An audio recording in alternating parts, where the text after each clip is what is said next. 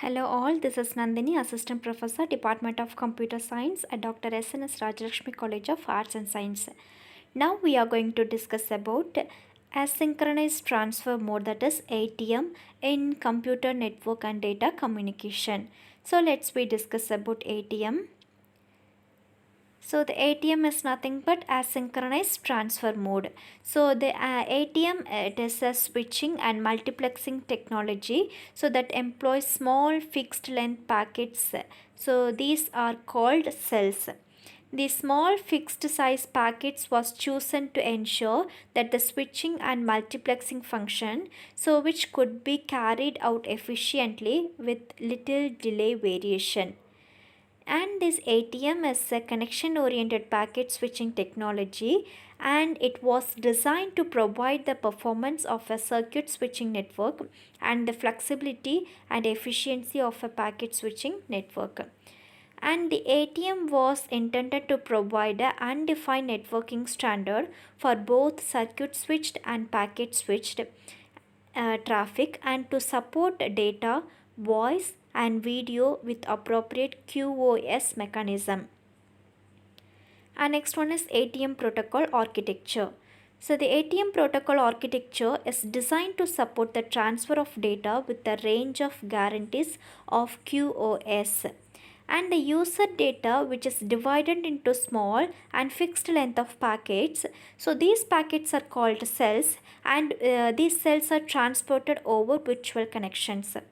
And the ATM operates over high data rate physical circuit, and the simple structure of ATM cells allows switching to be performed in hardware, and which is improves the speed and efficiency of ATM switches. So the function for transferring user data, so these data are located in the user plan, and the functions associated with the control of connections. So these connections are located in the control plan, and the coordination function associated with the layers, and the planes are located in the management planes. So these are the protocol architecture. And next one is ATM logical connections. So the ATM logical connections are referred to as a virtual channel connections, that is VCC. So the VCC is analogous to a virtual circuit, and it is the basic unit of switching in an ATM network. And it is a setup between two end users through the network, and the variable rate full duplex flow of fixed size cells. So these are exchanged over the connections. And the VCC are also used for user network exchange, that is controlling signal, and the network exchange, that is network management and routing. And next one is advantages of virtual path. So there are four advantages come under this VCC. So the first one is simplified network architecture. So which means in every transport network functions can be separated into those relate to an individual logical connections, that is virtual channel, and those related to a group of logical connections, that is virtual path. So this is the first advantage. And second one is increased network performance and reliability. So which means the network delays with fewer aggregated entities. And third one is reduced processing and short connection setup time. So which means much of the work is done when the virtual path is set up. By reserving capacity on the virtual path connection in anticipation of later call arrivals, or new virtual channel connections can be established by the executing simple control functions at the endpoints of the virtual path connections. No call processing is required at transit node. So this is the third advantage of VCC. And the fourth advantage is enhanced network service. So it means the virtual path is used internal to the network, but it is also visible to the end users. So these are the advantages of VCC. And next one is ATM cells. So ATM makes use of some fixed size cells. So these cells consists of 5 octet header and a 48 octet information field.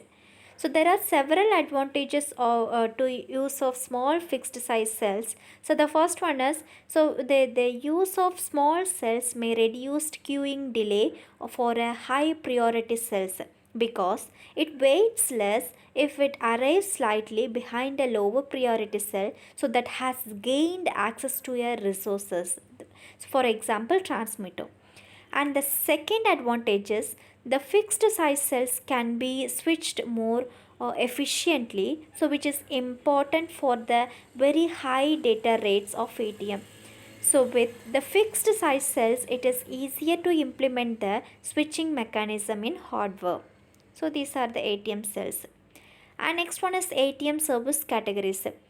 So it consists of four kind of service types.